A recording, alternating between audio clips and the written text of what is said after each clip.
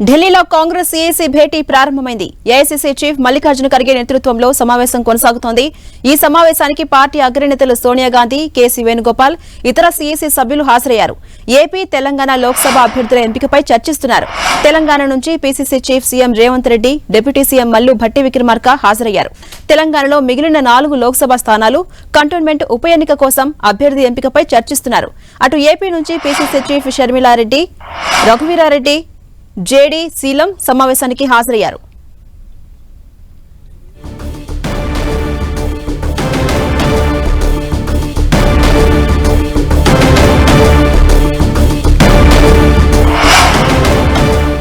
ఢిల్లీలో కాంగ్రెస్ ఏఐసీ భేటీ ప్రారంభమైంది.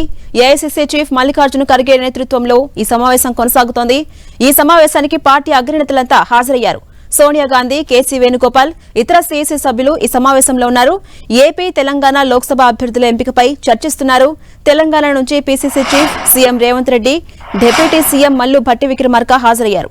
తెలంగాణలో మిగిలిన 4 లోక్సభ స్థానాలు కంటోన్మెంట్ ఉప ఎన్నిక కోసం అభ్యర్థి ఎంపికపై చర్చిస్తున్నారు.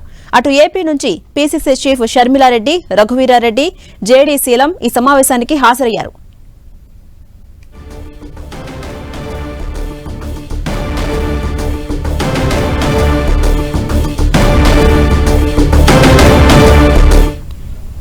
ఇదే అంశంపై మరింత సమాచారం మా ప్రతినిధి ఢిల్లీ నుంచి గోపి అందిస్తారు. గోపి, ఢిల్లీలో కాంగ్రెస్ ఈసీ భేటీ స్టార్ట్ అయింది. ప్రధానంగా ఏ అంశాలపై చర్చిస్తున్నారు నేతలంతా? అప్డేట్స్ ఏంటి? కాంగ్రెస్ కేంద్ర కార్యాలయంలో ఈ కాంగ్రెస్ కేంద్ర ఎన్నికల కమిటీ సమావేశం ప్రారంభమైంది. ఏఐసీసీ చీఫ్ మల్లికార్జున ఖర్గే ఆధ్వర్యంలో ఈ సమావేశం జరుగుతోంది. సోనియా గాంధీ, కేసీ వేణుగోపాల్ సహా సీఈసీ సభ్యులు ఈ సమావేశంలో పాల్గొన్నారు. తెలంగాణ అలాగే ఆంధ్రప్రదేశ్ కి సంబంధించిన లోక్సభ అలాగే అసెంబ్లీ ఎన్నికలకు సంబంధించిన అభ్యర్థుల ఎంపికపైన కసరత్తు చేస్తోంది కాంగ్రెస్ పార్టీ. ఇందులో భాగంగా మొదట తెలంగాణకు సంబంధించిన సీఈసీ సమావేశం జరుగుతోంది. ఈ సమావేశంలో సీఎం రేవంత్ రెడ్డి అలాగే భట్టి విక్రమార్కతో పాటుగా ఇటు దీపాదాస్ మున్సి అలాగే ఇతర సీఈసీ సభ్యులు ఇందులో పాల్గొనడం జరిగింది. తెలంగాణలో 4 లోక్సభ స్థానాలకి అభ్యర్థుల ప్రకటన అనేది పెండింగ్ లో ఉంది. ఖమ్మం అలాగే వరంగల్, కరీంనగర్, హైదరాబాద్ ఈ 4 స్థానాలకు సంబంధించిన అభ్యర్థుల ఎంపికపైన ప్రస్తుతం కసరత్తు జరుగుతోంది. ప్రధానంగా వరంగల్ స్థానానికి సంబంధించి ఇటీవల కడియం కావ్య అలాగే కడియం శ్రీహరి పార్టీలో చేయడం జరిగింది. బీఆర్ఎస్ లో సీటు వచ్చినప్పటికీ కూడా లోక్సభ వరంగల్ స్థానాన్ని కేటాయించినప్పటికీ కూడా పార్టీకి రాజీనామా చేసి ఇటు కాంగ్రెస్ పార్టీలో చేయడం జరిగింది. ఈ నేపథ్యంలోనే కడియం కావ్యకి ఇటు వరంగల్ స్థానాన్ని కేటాయించే అవకాశం కనిపిస్తోంది. అలాగే కరీంనగర్ నుంచి ఇటు మరొక ప్రవీణ్ రెడ్డి పేరు ప్రధానంగా వినిపిస్తోంది. ఈయన గత అసెంబ్లీ ఎన్నికల్లో సీటును వదులుకున్న నేపథ్యంలో ఇప్పుడు లోక్సభ స్థానాన్ని ఈయనకి ఇవ్వబోతున్నట్లుగా సమాచారం. అలాగే హైదరాబాద్ నుంచి మస్కత్ అలాగే మరొక కీలక నేత ముస్లిం సామాజిక వర్గానికి సంబంధించిన మహిళా నేతను బరిలో దించాలని చెప్పి ఇటు కాంగ్రెస్ అధిష్టానం భావిస్తుంది. అలాగే ఖమ్మం జిల్లాకు సంబంధించి కూడా అనేక మంది ఈ లోక్సభ స్థానానికి ఆశావాహుల జాబితా చాలా ఎక్కువగా ఉంది. ప్రభుత్వంలో అధికారంలో ఉన్న మంత్రుల కుటుంబ సభ్యులే ఈ సీటుకి ఎక్కువగా పోటీ పడుతున్న పరిస్థితి. ఈ నేపథ్యంలో ఖమ్మం స్థానాన్ని ఎవరికి కేటాయిస్తారన్న ఉత్కంఠ కూడా నెలకొంది. ఇటు భట్టి విక్రమార్క సతీమణి నందిని అలాగే ఇటు పొంగులేటి శ్రీనివాసరెడ్డికి సంబంధించిన సోదరుడు అలాగే ఇటు ముఖ్యంగా మరొక కీలక నేత ఇటు వంకాయలపాటి రాజేంద్ర ప్రసాద్ తో పాటుగా కుసుమ కుమార్ ఈ విధంగా అనేక మంది పేర్లు ఇందులో వినిపిస్తున్నాయి.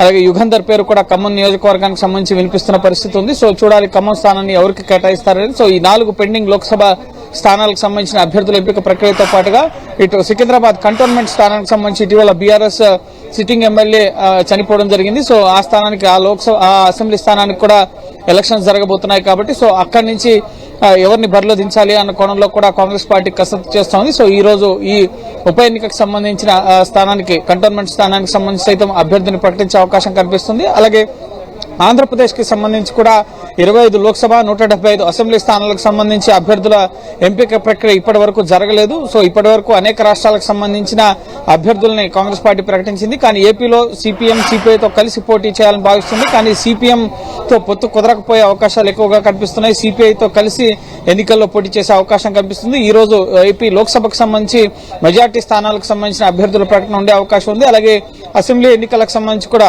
175 స్థానాల్లో మెజార్టీ సీట్లకి ఈ రోజు అభ్యర్థులను ప్రకటించి రేపటి నుంచి ప్రచార కార్యక్రమాల్లోకి వెళ్లాలని చెప్పి షర్మిల భావిస్తోంది. అందులో భాగంగానే సిఇసి సమావేశానికి మొదట తెలంగాణ సిఇసి సమావేశం జరుగుతుంది. ఈ సమావేశం ముగిసిన తర్వాత ఏపీకి సంబంధించిన సిఇసి సమావేశంలో షర్మిలారెడ్డి అలాగే రఘువీరారెడ్డితో పాటుగా జేడీ శీలం అలాగే సిఇసి సభ్యులు ఇందులో పాల్గొంటారు. సో ఏపీకి సంబంధించి లోక్సభ అసెంబ్లీ సెగ్మెంట్లకు సంబంధించిన అభ్యర్థుల ఎంపిక పైన సిఇసి చర్చించడం జరుగుతుంది. అనంతరం ఈ రాత్రికే ముఖ్యంగా తెలంగాణ అలాగే ఆంధ్రప్రదేశ్ కి సంబంధించిన లోక్సభ అలాగే అసెంబ్లీకి సంబంధించిన అభ్యర్థుల జాబితాను ప్రకటించే అవకాశం కనిపిస్తోంది. సో ఇది తెలంగాణకు సంబంధించి కేవలం 4 స్థానాలు మాత్రమే పెండింగ్ లో ఉండడం, అందులో ఎవరికి ముఖ్యంగా చోటు దక్కబోతుందన్న ఉత్కంఠ నెలకొంది. అలాగే సికింద్రాబాద్ స్థానానికి సంబంధించి కూడా ఒక చర్చ జరుగుతుంది. రాష్ట్రంలో దానం నాగేందర్ రాజీనామా చేయడం లేదు కాబట్టి ఆ సీట్లో అభ్యర్థిని మారుస్తారన్న ఒక చర్చ జరుగుతుంది. సో ఈ సిఇసి సమావేశం తర్వాత దానిపైన కూడా ఒక స్పష్టత వచ్చే అవకాశం ఉంది. ఎందుకంటే బీఆర్ఎస్ లో గెలిచి తర్వాత కాంగ్రెస్ లో చేరి ఎమ్మెల్యే పదవికి రాజీనామాలు చేయలేదు, నేరుగా ఎంపీ పదవికి పోటీ చేయడం పట్ల కాంగ్రెస్ లో కూడా చాలా మంది గ్రౌండ్ క్యాడర్ వ్యతిరేకిస్తున్న పరిస్థితి ఉంది. సో దీనికి సంబంధించి ఇప్పుడు లోక్సభ ఎన్నికల్లో పోటీ చేసి ఒకవేళ ఓడిపోతే కనుక ఖచ్చితంగా మళ్ళీ ఎమ్మెల్యేగా కొనసాగే అవకాశం ఉంటుంది. కాబట్టి ఆ విధంగా ఉండకుండా ఇటు రాజీనామా చేయాలన్న ఒత్తిడి కూడా దానం నాగేందర్ పై ఉంది. సో సికింద్రాబాద్ స్థానానికి అభ్యర్థి మార్పుకు సంబంధించి కూడా ఈ రోజు సిఇసి సమావేశంలో ఏమైనా చర్చ జరుగుతుందా లేక దానంనే కొనసాగిస్తారా అన్నది కూడా ఒక స్పష్టత రాబోతుంది. సో ఓవరాల్ గా అయితే ఏపీకి సంబంధించి 175 అసెంబ్లీ అలాగే 25 లోక్సభ అలాగే తెలంగాణకు సంబంధించి పెండింగ్ లో ఉన్న 4 లోక్సభ స్థానాలకు సంబంధించిన అభ్యర్థుల ఎంపిక పైన ప్రస్తుతం సిఇసిలో చర్చ జరుగుతుంది. Right, thank you Gopi.